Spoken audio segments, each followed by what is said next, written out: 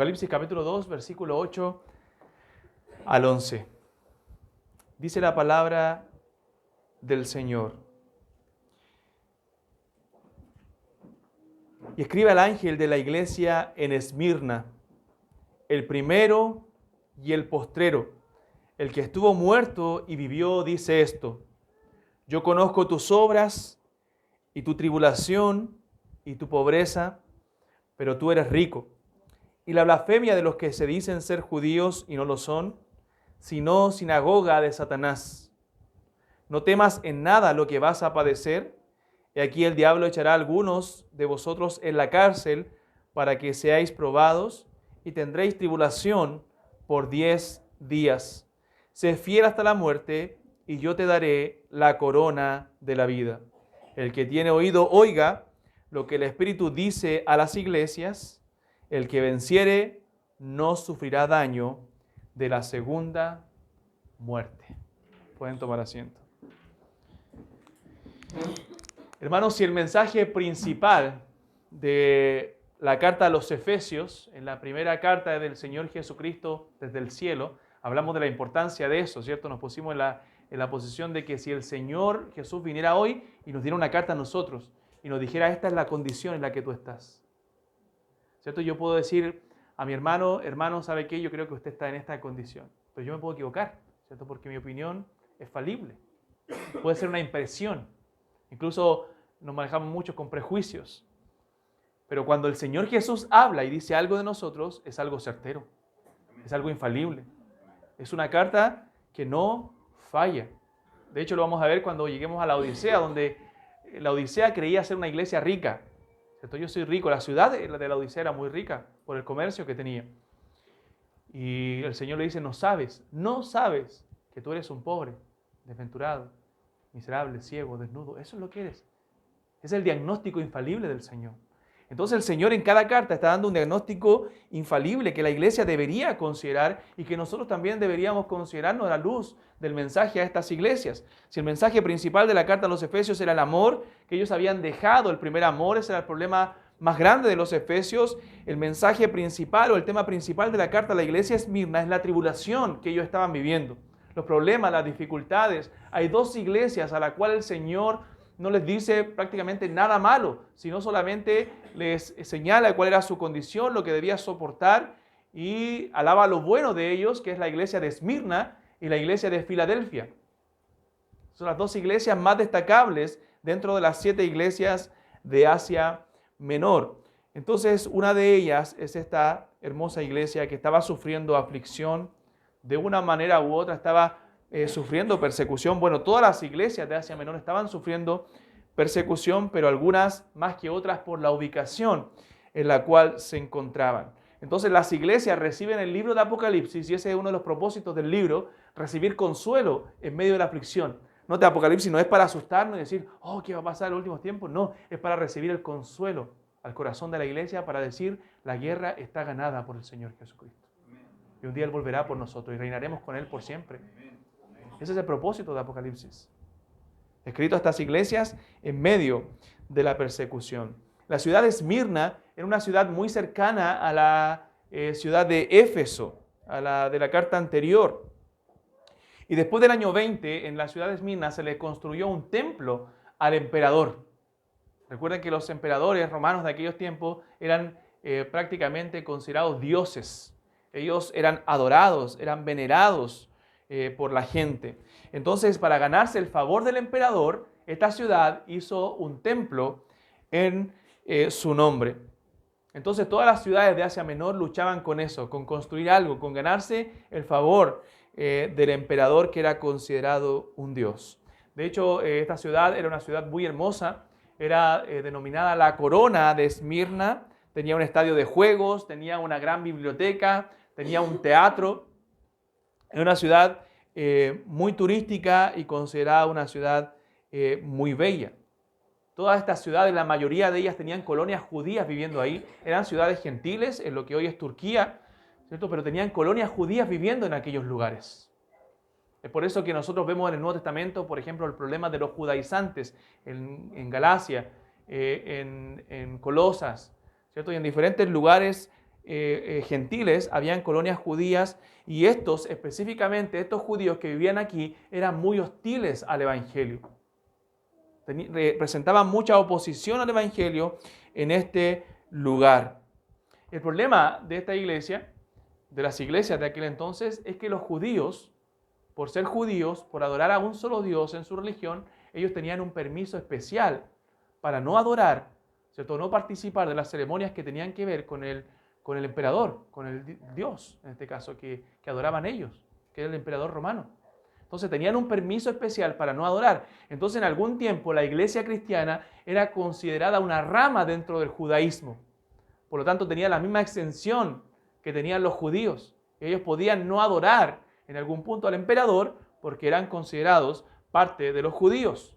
Pero cuando los judíos comenzaron a ser hostiles a la iglesia de Cristo, a ser hostiles al evangelio, a presentar oposición, entonces ya se dieron cuenta que los cristianos no eran parte del judaísmo, entonces se les exigió adorar al emperador y eso les trajo persecución, porque los verdaderos cristianos no iban a adorar a otro Dios que no sea el verdadero Dios. Y eso trajo persecución en medio de la iglesia. Entonces el cristianismo fue lícito hasta cierto punto en la ciudad de Esmirna, hasta que los judíos comenzaron a presentar oposición y eso trajo persecución. Fueron acosados estos hermanos de Esmirna por los judíos y por los romanos. Los judíos presentando oposición y los romanos queriendo acusarles de ser ateos. ¿Por qué se le llamaba ateos a los cristianos? Porque no adoraban a las deidades de ellos, sino adoraban a un solo y verdadero Dios. Entonces ya no tenían la protección civil que tenían antes. Entonces vemos la misma división que en todas las cartas. Vemos que Cristo se identifica como quién es Él, luego da el diagnóstico, da la solución. Cuando hay un problema dentro de la iglesia, da la solución a ese problema, da el remedio para ello, o para la dificultad que estaban pasando en este caso los de Esmirna, y luego da una promesa. Eso es lo que hace en todas las cartas. Versículo 8. Dice, y escribe al ángel de la iglesia en Esmirna. ¿Quién escribe? Y aquí se comienza a describir, a identificar el primero y el postrero, el que estuvo muerto y vivió, dice esto. El primero y el postrero, el que estuvo muerto y vivió. Y cada una de las presentaciones que hace el Señor Jesucristo aquí es de acuerdo a la necesidad de la iglesia, de acuerdo a la necesidad que ellos tenían. La tradición, la historia, nos dice que el apóstol Juan, que era el pastor, ¿cierto? El apóstol de estas iglesias, fue quien ordenó a un obispo de Esmirna muy conocido del primer siglo, discípulo del apóstol Juan, no sé si han escuchado de él, que se llama Policarpo, como el pastor u obispo de Esmirna. Probablemente, por el tiempo en que vivió Policarpo, probablemente fue el mismo el que haya leído esta carta cuando se entregó a la iglesia de Esmirna. Probablemente él ya era un obispo, un pastor dentro de la iglesia. Ahora, ¿cómo se identifica a Jesús con esta congregación? Vamos a hablar de la muerte de Policarpo más adelante, cómo él murió, cómo él fue martirizado. Pero él se presenta como el primero y el último, el que murió y volvió a la vida. Y hermanos, es la mejor forma de identificarse con una iglesia que estaba sufriendo persecución, con una iglesia que estaban en peligro de muerte. El Señor deja claro que Él es el primero y el último, que Él es Señor de la muerte y la vida, que Él volvió a la vida, que Él tiene el poder sobre la muerte, que Él tiene poder para quitar nuestra vida y para darnos vida. Por lo tanto, la iglesia en medio de la persecución, en medio de las dificultades, no debía temer, porque a pesar de que el enemigo quiera destruir nuestra vida, nuestras vidas están en las manos del Señor, de aquel que tiene poder, del primero y el último, el que estuvo muerto y vivió. Entonces se presenta el Señor Jesús de acuerdo a la necesidad de la iglesia. Entonces no hay nadie más que pueda entender el sufrimiento nuestro, hermanos, en medio de las dificultades de la vida que el mismo Señor Jesucristo. Él lo sufrió todo por nosotros. Él fue entregado para sufrir el martirio, para sufrir en un cuerpo como el nuestro, todo el dolor que nosotros merecíamos, ser clavado en una cruz por 6 horas y estando en agonía, llevando en su cuerpo todos nuestros pecados. Él expiró y entregó su espíritu y murió para pagar el precio de nuestra maldad y resucitó al tercer día para darnos vida juntamente con Él. Entonces no hay nadie que entienda más el dolor que el Señor Jesucristo. A veces nos autocompadecemos cuando estamos en medio de dificultades y decimos que nadie me entiende.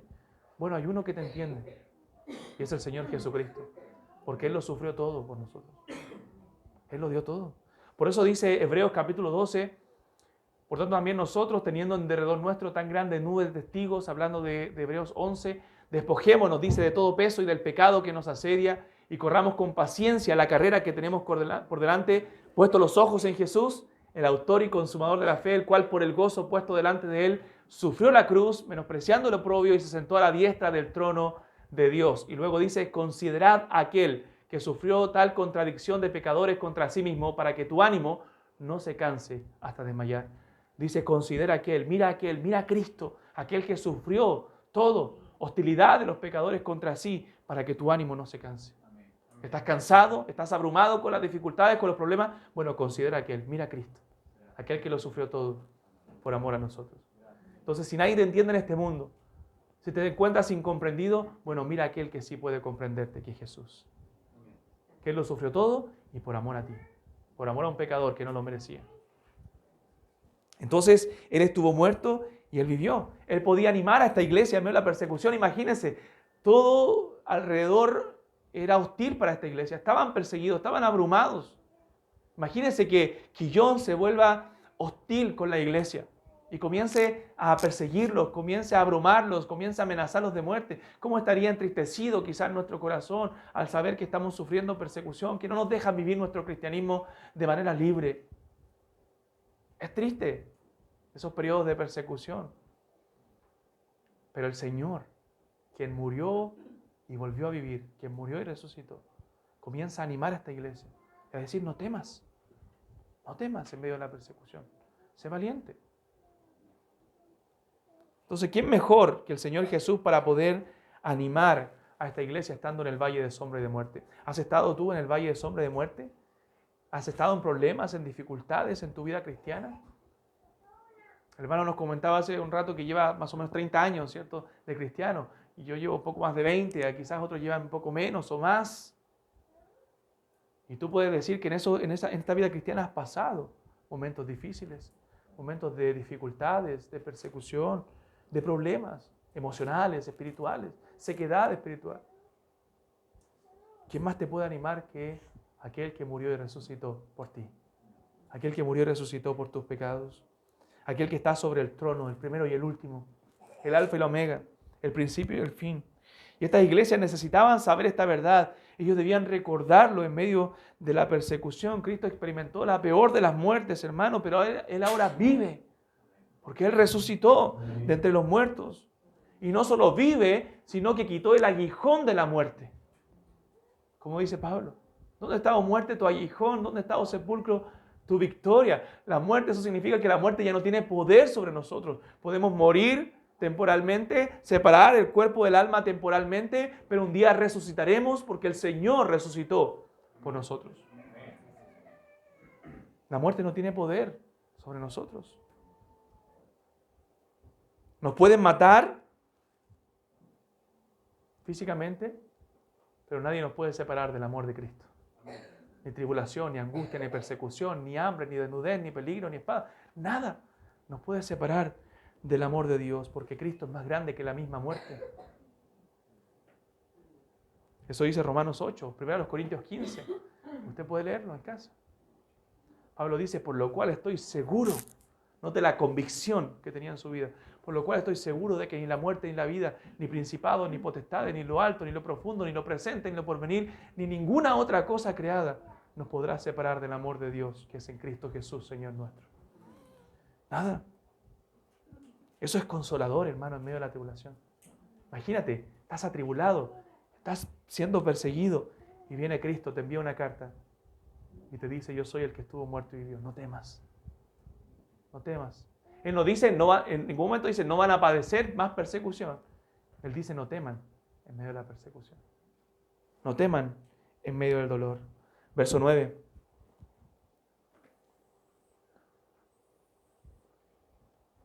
Yo conozco tus obras y tu tribulación. El Señor conoce todo en nuestra vida. Lo dijimos la semana pasada. A todos le dice, yo conozco. El Señor conoce lo más íntimo de nuestro corazón. Él sabe lo que está pasando aquí en nuestro interior. Él conoce toda nuestra vida, todos nuestros pensamientos. Nada le es oculto delante de su presencia. Él conoce tus obras. Él conoce mis obras. Yo conozco tus obras y tu tribulación. Él conoce tu dolor y tu pobreza. Producto de la persecución, ellos no podían trabajar en el comercio, porque todos los gremios que se daban en las ciudades tenían que ver con algo idolátrico, sacrificaban algo a dioses paganos. Por lo tanto, participar en algún gremio, en algún trabajo, significaba ser parte de esos cultos idolátricos. Entonces los cristianos perdían sus trabajos por causa de la fe. Estaban pobres. Yo conozco tu tribulación, tus obras, tu tribulación, tu pobreza, pero tú eres rico, dice el Señor. Quizás materialmente estás pobre, no tienes mucho poder adquisitivo, pero sí eres rico espiritualmente. Tienes algo que otros no tienen, que es a Cristo. Y si lo tienes a Cristo, lo tienes todo. Tienes lo más valioso que un hombre puede tener, la salvación. Y luego dice, conozco la blasfemia de los que se dicen ser judíos, la colonia judía que estaba hostigando a los cristianos, los que dicen ser judíos y no lo son. ¿Eran judíos? Sí, ¿por qué dice el Señor que no lo son? Lo vamos a explicar. Sino, ¿qué son? Sinagoga de Satanás. A diferencia de Éfeso, el Señor no le da ninguna reprensión a Esmirna. Jesús le dice, yo no ignoro lo que pasa, yo conozco lo que ustedes están pasando, yo conozco sus tribulaciones. Muchas veces nosotros en el dolor, en la dificultad nos sentimos solos, pero Jesús dice, yo conozco tu dolor. Entonces, hermano, nunca te sientas solo, porque el Señor está ahí, el Señor está con nosotros. Él está con su iglesia, Él está con su pueblo, Él está con sus hijos. Mire, me gustan las palabras del apóstol Pablo en 2 Timoteo capítulo 4. Acompáñeme un momento, no pierda Apocalipsis, volveremos. Pero 2 Timoteo capítulo 4.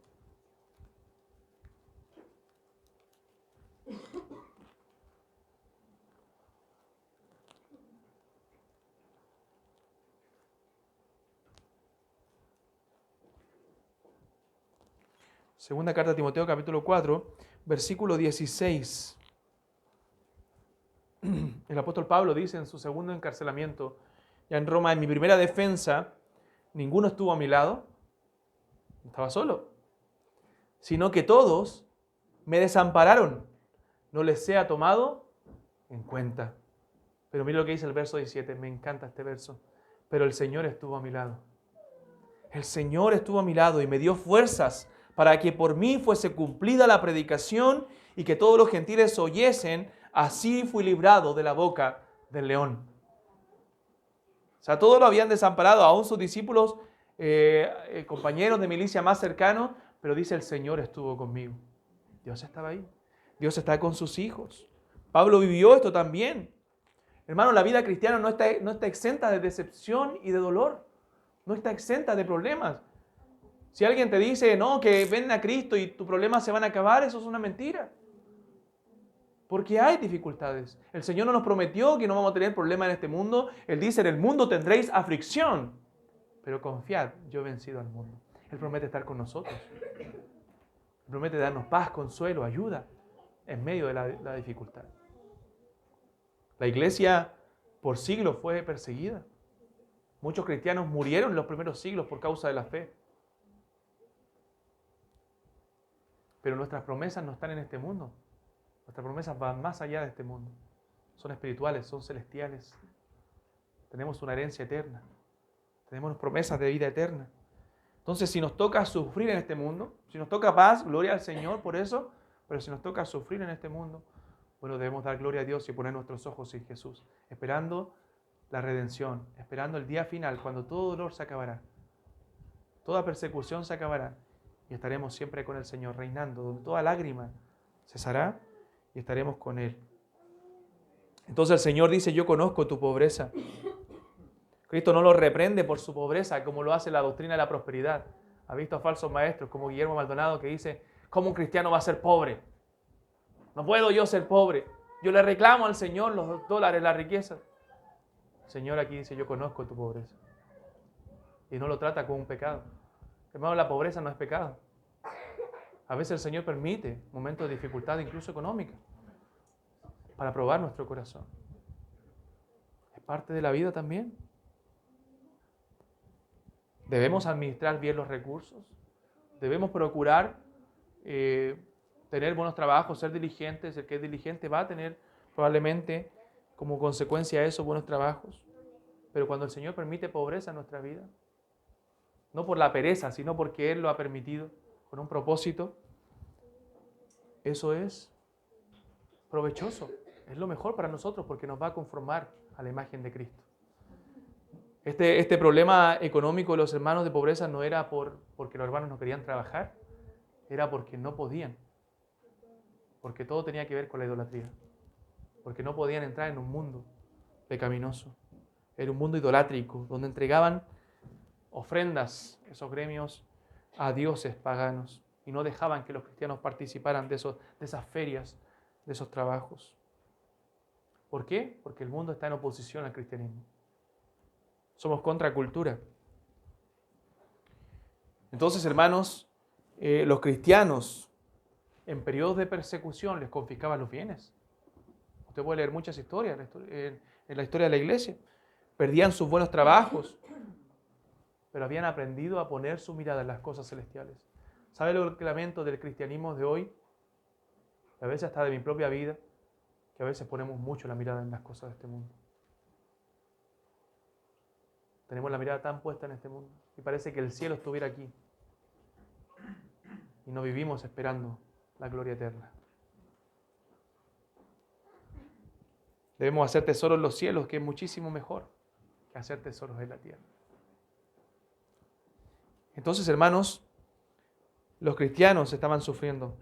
Los cristianos estaban siendo perseguidos en el mundo y somos perseguidos en el mundo, el Señor lo dijo. Y lamentablemente por estos también que decían ser judíos y no lo son.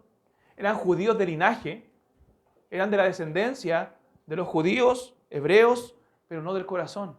Los verdaderos judíos, dice la Biblia, son los del corazón. Romanos capítulo 2, verso 28, dice, pues no es judío el que lo es exteriormente, ni es la circuncisión la que se hace exteriormente en la carne, sino la del corazón.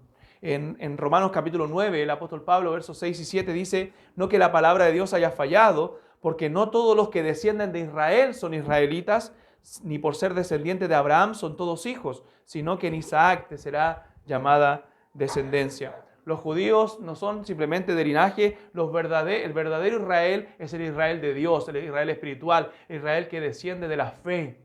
Los verdaderos hijos de Abraham son por la fe, dice la Biblia, y no por descendencia. Entonces estos no son judíos. ¿Saben lo que son? Sinagoga de Satanás. ¿Recuerda cuando Jesús le dice a los fariseos en Juan capítulo 8? Ellos decían, nosotros somos linaje de Abraham, nosotros tenemos las promesas, nosotros tenemos las bendiciones, somos hijos de Dios. ¿Y qué le dice Jesús? ¿Recuerda en Juan capítulo 8? Ustedes son de su padre, el diablo. Él es su padre, no Abraham. Porque si fueses hijo de Abraham, las obras de Abraham harían. Los verdaderos hijos de Abraham son por la fe. Si ustedes fuesen hijos de Abraham, las obras de Abraham harían. Ustedes son de vuestro padre el diablo, porque las obras de su padre quieren hacer. Él es homicida, él es padre de mentira. Y eso es lo que han hecho ustedes. Le dice a los judíos religiosos, a los que enseñaban la ley de Dios en el pueblo. Y Dios puede levantar, le dice, hijo de Abraham, aún de entre las piedras. Entonces lo importante y los verdaderos hijos de Abraham son los que creen en el Evangelio. Los que creen. Hermanos, si el hombre pudiera ver que no nace siendo hijo de Dios y que ese es su problema más grande, entonces encontraría esperanza en Cristo. El hombre nace en la familia del diablo, nace siendo hijo de ira, dice la Escritura. Pero podemos ser aceptados solo en la familia de Dios por la fe. Estos no eran verdaderos judíos, no eran cristianos, eran opositores al Evangelio, eran sinagoga de Satanás. Dice la blasfemia de los que se dicen ser judíos y no lo son, sino sinagoga de Satanás. Se les llama al igual que los fariseos de Juan capítulo 8, hijos de su padre el diablo. Estos judíos estaban denunciando a los cristianos para que los echaran en la cárcel, para que los persiguieran, para que los mataran. A muchos los mataron por la acusación de los judíos.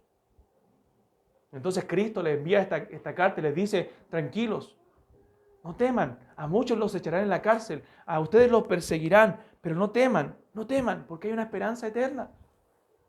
Hermanos, la iglesia militante en este mundo va a sufrir persecución. Cuando seamos la iglesia triunfante y ya no haya más persecución y estemos siempre con el Señor, ahí se acabarán los problemas, pero mientras militemos en este mundo, tendremos persecución. Seremos una iglesia en sufrimiento. La pregunta es, ¿qué remedio hay para esto? ¿Qué solución les da el Señor a este problema? Versículo 10. Versículo 10 dice, no temas en nada lo que vas a padecer. ¿Vas a padecer? Sí, el Señor le está diciendo, vas a padecer. He aquí el diablo echará a algunos de vosotros en la cárcel. Van a ser apresados.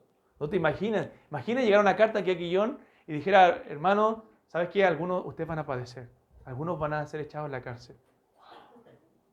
Wow, qué tremendo, ¿cierto? Tremendo. Para que seáis probados y tendréis tribulación por 10 días. ¿Y qué dice el Señor? Sé fiel hasta la muerte.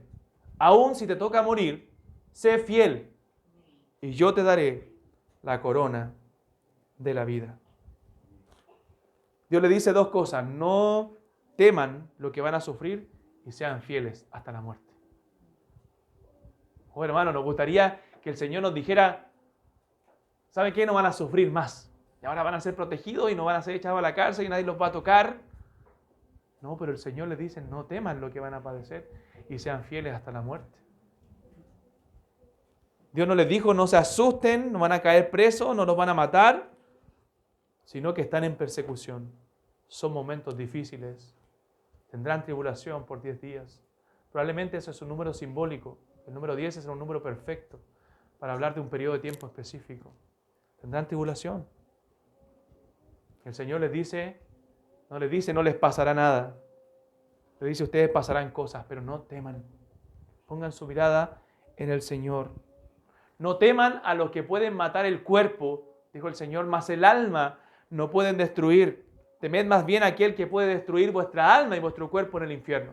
Y el único que puede hacer eso es el Señor, porque Él es el dueño de la muerte y de la vida. Parte del entrenamiento que Jesús le dio a sus discípulos era, a mí me persiguen, a ustedes también los perseguirán. Jesús le dijo en muchas ocasiones a sus discípulos.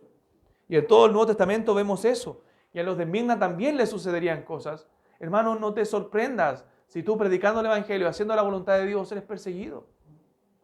Comienza a predicar, a hablar más de Cristo, a defender la fe en tu trabajo, en el colegio, en la universidad, en cualquier lugar donde te desenvuelvas y vas a ver que vas a tener persecución. Vas a tener persecución. Porque el mundo es hostil al Evangelio. Entonces lo que el Señor le está diciendo a estos hermanos es que la vida no es fácil. El diablo echará a la cárcel. Les dice Cristo a los de Mirna, muchos de ustedes serán echados a la cárcel. Van a ser probados. Y no te dice el diablo lo hará. Y eran las personas de Mirna las que lo estaban persiguiendo. Y ahí se cumple el verso que dice, nuestra lucha no es contra sangre y carne, sino contra huestes espirituales de maldad. Nuestra lucha no es contra esas personas que nos están persiguiendo, porque detrás de esas personas está un poder maligno. Está el diablo mismo, obrando. El diablo quiere destruir a los cristianos. Y de eso se trata Apocalipsis, de la lucha del diablo contra el reino de Dios, contra los hijos de Dios. Es por eso que fue escrito para animar a los creyentes perseguidos en las luchas. Pero a pesar de todo esto, a pesar de estas tribulaciones, Apocalipsis nos dice que la guerra está ganada, que Cristo ya venció, que son batallas que aún hay que librar en esta vida, pero ya la guerra está ganada por el Señor. Tú tienes victoria en Cristo. Victoria en Cristo. Jesús dijo, seréis odiados de todas las naciones por causa de mi nombre, pero el que persevera hasta el fin, este será salvo. El que persevere, el que permanezca, evidenciará que es un hijo de Dios, que es un cristiano. Hermanos, el diablo no puede destronar a Dios. Dios es soberano. Por eso el diablo ataca al pueblo de Dios, mientras puede, porque sabe que su tiempo es limitado. Él pensó que llevando a Cristo a la cruz iba a ganar la guerra, pero no sabía que Cristo muriendo en la cruz estaba venciéndolo. Estaba venciendo al diablo, estaba destruyendo al diablo y a la muerte. Versículo 10, nuevamente leámoslo. No temas en nada lo que vas a padecer. Y aquí el diablo echará a algunos de vosotros en la cárcel para que seáis probados y tendréis tribulación por 10 días. Sé fiel hasta la muerte y yo te daré la corona de la vida. Y note que diga el Señor tribulación por 10 días, está diciendo que es limitada, es por un tiempo. No es para siempre. Hermano, la tribulación, la lucha no es para siempre. Los problemas no son para siempre. Un día se acabarán. Por eso debemos mirar a Cristo. Por eso debemos entender que las aflicciones del tiempo presente, como dice Romanos 8:18, no se comparan con la gloria que en nosotros ha de manifestarse un día. Son temporales, son limitadas, son por 10 días. Pero vendrá el día 11 cuando se acabará la tribulación. Tienen un final. Y Jesús sabe, el Señor sabe cuándo se acabarán y sabe que se acabarán porque Él es soberano, porque Él lo controla todo. Es por eso que debemos poner la mirada en lo eterno, la mirada en el Señor. Qué glorioso pasaje. Hermano, a pesar de las dificultades, si hay 10 días de tribulación, siempre habrá un 11º día, donde esa tribulación se acabará, donde el Señor librará a su pueblo. Si no es aquí, será en la eternidad. Si no es aquí, será en la eternidad. Y debemos anticipar ese día con gozo. Sé fiel hasta la muerte, le dice el Señor. Sé fiel hasta la muerte. Dios reclama fidelidad hasta la muerte. Hermano, Cristo merece que entreguemos nuestras vidas por Él. Si Él la entregó por nosotros, debemos estar dispuestos a entregarla. Para Dios, esto nos dice que para Dios es más importante ser fieles que estar vivos. Sé fiel hasta la muerte. Es más importante tu fidelidad a Dios que tu vida, hermano mío.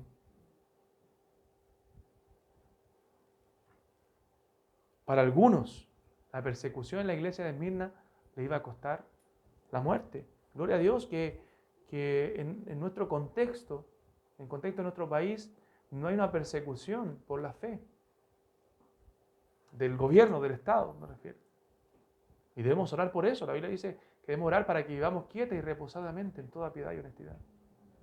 Debemos seguir orando para que nuestras Biblias se abran con libertad y podamos seguir predicando el Evangelio. Y debemos predicar el Evangelio, no relajarnos. Pero en algunos lugares, incluso el día de hoy, en Oriente, los cristianos son perseguidos. Muchos cristianos mueren por su fe. Ahora tenemos otro tipo de persecución. Con las ideologías que se han levantado, tenemos un tipo de persecución y tenemos que levantar la voz, aunque seamos atacados, por defender las verdades bíblicas. Pero Dios merece fidelidad, aún si eso nos lleva a la muerte. Hermanos, si tú lees historias de cristianos que dieron su vida por la causa de Cristo, fueron fieles a pesar de la persecución, no cabe duda que terminarías quebrantado. Yo recomiendo el libro de los mártires, por ejemplo, que relata cómo los cristianos morían, el mártir de las catacumbas. Libros que realmente son preciosos y nos cuentan la historia de los cristianos que vivieron bajo persecución. Es tremendo, hermanos. Y dice, sé fiel hasta la muerte y yo te daré la corona de la vida. O sea, esa muerte, si nos toca morir por causa de Cristo, si les tocaba morir a los de Esmirna por la causa de Cristo, eso no era el final. Ahí comenzaba su vida plena con el Señor. Yo te daré la corona de la vida. La muerte es una entrada a la verdadera vida. Nuestra corona es la verdadera vida al lado del Señor. Esa es nuestra gran corona. La muerte es vida para el cristiano. Por eso el apóstol Pablo decía, para mí el vivir es Cristo y el morir es ganancia. Si tuviera que escoger entre quedarme aquí o partir con Cristo, bueno, escogería estar con Cristo, lo cual es muchísimo mejor. Pero quedarme es más necesario por causa de vosotros, dice el apóstol Pablo. Santiago también habla de la corona de la vida, ¿recuerdan? Bienaventurado el varón que soporta la tentación, porque cuando haya resistido la prueba, recibirá la corona de vida que Dios ha preparado a los que le aman. Uno de los ejemplos de fidelidad que tenemos en la historia de la iglesia es Policarpo de Esmirna, probablemente el pastor de la iglesia, de esta congregación, cuando se leyó la carta. Fue martirizado, justamente denunciado por los judíos, por los mismos judíos, por sus enemigos judíos, fue denunciado un día 23, si lo ponemos en nuestro mes, febrero del año 155 después de Cristo. el año 155. Probablemente la carta a Esmirna se escribió cerca del año 90, 90 y algo. Bueno, Policarpo fue martirizado el 155. Una ciudad que estaba repleta por los juegos atléticos que se realizaban, y esto se narra en la historia que ocurrió. El procónsul le dio a escoger a un hombre de 86 años de edad, Policarpo. Le dio a escoger entre maldecir el nombre de Cristo, le dio a escoger entre maldecir el nombre de Cristo y ofrecer sacrificio al César o morir. ¿Qué prefieres? ¿Qué escoges? Le dice a Policarpo de Esmirna. Y él dijo, Policarpo, 86 años de mi vida he servido a Cristo y no me ha hecho ningún mal. ¿Cómo voy a blasfemar de mi rey que me salvó? El procónsul le amenazó con la hoguera. Te vas a quemar si no niegas a Cristo. Y Policarpo replicó, tú me amenazas con un fuego que arde por un momento y se sofoca enseguida, porque no conoces el fuego que les espera a los malvados en el juicio venidero y el castigo eterno. ¿Qué esperas? Haz lo que quieras conmigo, dice Policarpo, un anciano convencido de quién era su Dios. Creyendo sin temor, él fue fiel hasta la muerte, como lo dice esta carta. Sé fiel hasta la muerte y yo te daré la corona de la vida. Vale la pena morir por Jesús. Vale la pena estar dispuesto a dar su vida por Cristo. Vale la pena, hermano, vivir por Jesús. Su misericordia es mejor que la vida, dijo el salmista. Su misericordia es mejor que la vida. ¿Qué tanto amas tu vida? ¿Cuánto amas a Cristo? No estamos en el contexto de la iglesia de Esmirna, pero a veces un pequeño problema nos desanima. Un pequeño problema nos tira al piso. ¿Cuánto más sería una persecución? Mira la promesa del verso final, verso 11. El que tiene oído, oiga lo que el Espíritu dice a las iglesias. El que venciere, no sufrirá daño de la muerte segunda. Esto es lo que realmente debemos temer, no la persecución, la muerte segunda, no la primera. La primera va a ser cuando nos separemos de este cuerpo, a eso se refiere la Biblia. Cuando nos separemos, muramos por muerte natural. Pero la muerte segunda es la condenación. A esa debemos temer. Para nosotros la muerte primera es nuestra primera resurrección, porque despertaremos en la presencia del Señor.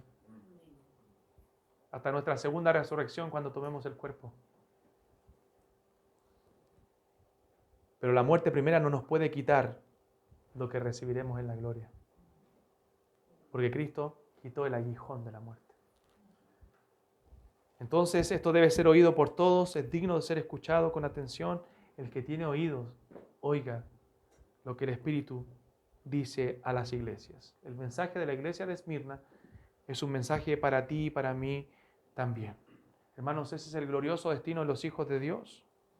Pero los malvados, los pecadores, serán echados en el lago de fuego, serán echados en la condenación eterna, que es la muerte segunda. Este es un estímulo para los creyentes. ¿Eres de los vencedores, el que venciere? ¿Puedes ser hallado vencedor en medio de la persecución? ¿Sigues perseverando? ¿A eso se refiere? ¿Sigues caminando en la fe? ¿Sigues viviendo para la gloria de Dios? Eso es una evidencia de que tú eres un creyente verdadero. Es una evidencia de que tú eres un hijo de Dios. El Señor estaba preparando a la iglesia para lo que sufriría. No temas en nada, vas a padecer.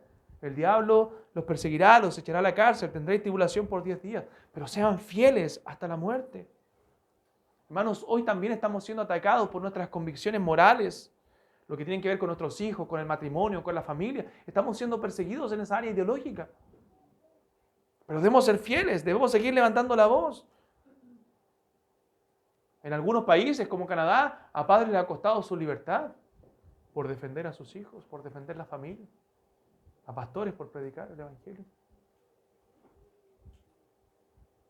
Así es la persecución en Occidente, pero seamos fieles hasta la muerte. ¿Cómo está nuestra fidelidad con el Señor? Debemos orar también por los hermanos que están siendo perseguidos, por la iglesia perseguida en muchos otros lugares. por hombres que están entregando su vida por Cristo, por misioneros, pastores fieles. No sé si han leído noticias de hermanos en Nigeria, un país muy hostil al cristianismo, donde han matado a pastores y familias han quedado solas. Pero no solas, el Señor está con ellas. Es triste, muy doloroso, pero el Señor está con ellos. En Esmir, que es Esmirna en Turquía hoy día, los cristianos están siendo perseguidos. Es un país donde reina el Islam, los musulmanes. Y debemos orar por esos lugares también. Hermanos, Cristo, la persona de Cristo, lo que Cristo ha hecho por nosotros es una obra tan grande que vale la pena dejarlo todo por amor a Él. Que vale la pena ser fiel a Él. Seamos fieles, hermanos, no siervos infieles. No te avergüences de Él, porque si te avergüenzas de Él se avergonzará de ti. Cree en Jesucristo, vive para Jesucristo, sé fiel y tendrás la corona de la vida. Pero pon tu esperanza en esa corona de la vida, en las cosas eternas, las cosas celestiales y no en este mundo. Señor, nos ayude. Oremos. Bendito Dios, te alabamos y damos gracias por este tiempo con tu palabra. Gracias porque ella nos confronta, nos exhorta, pero a la vez, Señor, nos levanta y nos anima. Gracias por Cristo, que nos da la gracia para seguir adelante